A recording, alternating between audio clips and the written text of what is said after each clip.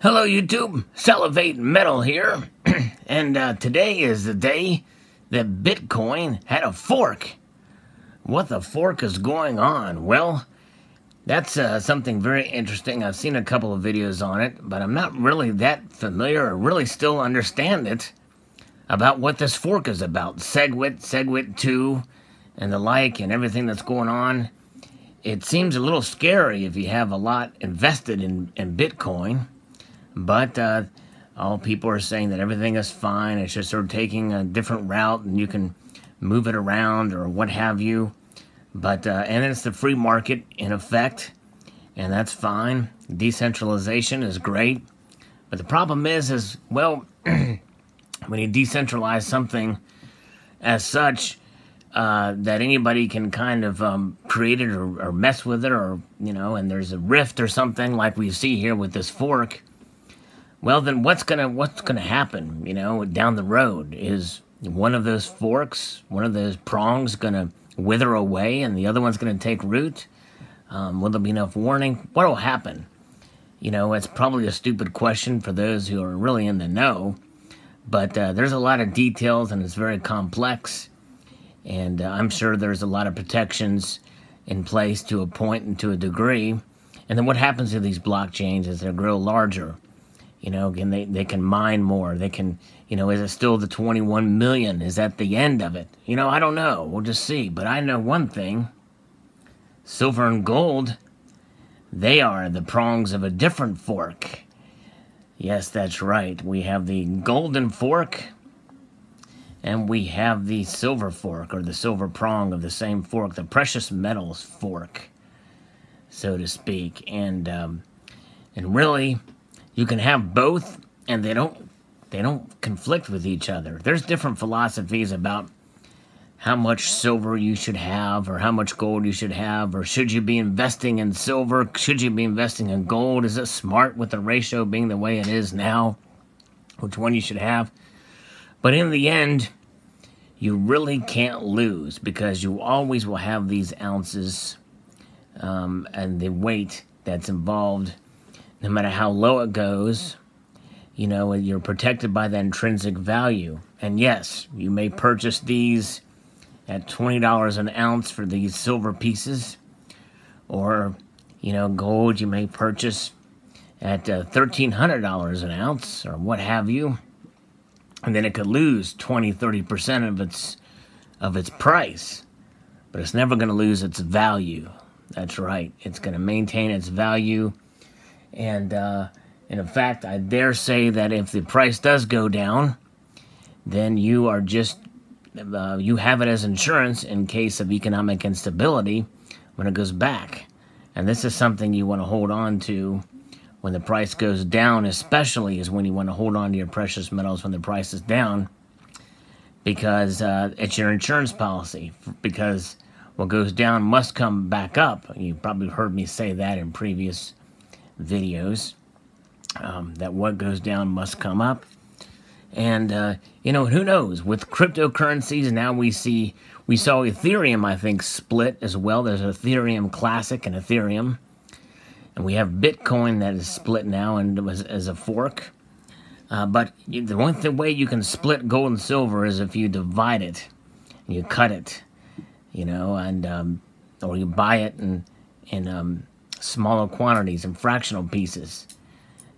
But nonetheless, the intrinsic nature of the metals themselves maintain, no matter the portion thereof. So there's always that and that protection. And I tell you, that just this fork in the road thing, you know. And again, I'm not down on anyone who has invested in the cryptocurrencies and has made money on them. In fact, a lot of people in the community here have taken advantage of the cryptocurrency spikes and have begun to, and have made money on their purchases, and have taken those profits and have purchased gold and silver with them, because they know that really in the end that's the truest form of value that I think is out there, no matter what. But the precious metals fork is I think, here to stay no matter what happens.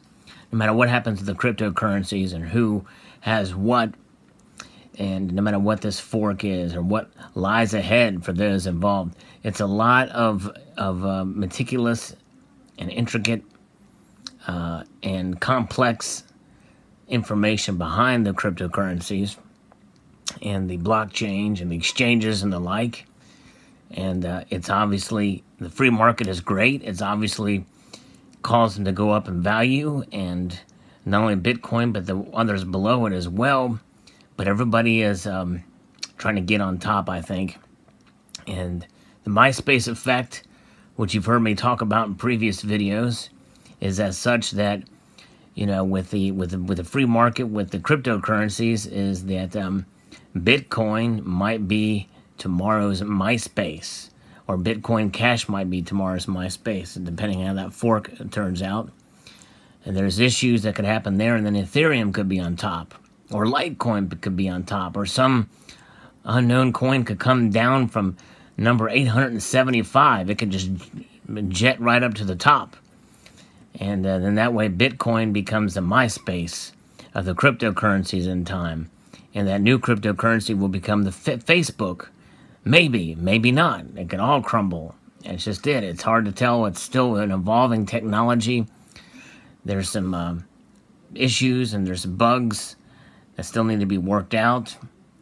And then the faith of it, you know, you know, people's faith in it. And then the question is well, so should something like money be completely decentralized? And when I use the term money, or currency, I guess, should a currency be decentralized? Because, you know, let's rewind ourselves back 30 years when computers were just at their infancy, or, you know, at their infancy. Personal computers, that is, were just at their infancy. And or even let's go back 50 years, and some Joe Blow just creates a new type of round, you know, that uses for an exchange, just like the guy who created the Liberty dollar. You know, he actually made his out of precious metals. But let's just say there's some other new currency out there. Let's just say rice seeds. You know, maybe you bake them till they're hard or whatever. You take these rice grains and you trade that, and that's the new currency. Just because, you know, you agree to trade that currency with someone else, and or bolts, you know, or some other entity, and that becomes a currency. And somebody realizes, well, you know what, I don't like that currency anymore. I'm going to choose something else. And they go and use these things, and it just spreads like wildfire from town to town. And but like the old case with the flowers over there in the Netherlands, the tulips, you know, that eventually went by the wayside. And I know there's arguments against using that analogy, and that cryptocurrencies are, you know, that's not a fair analogy.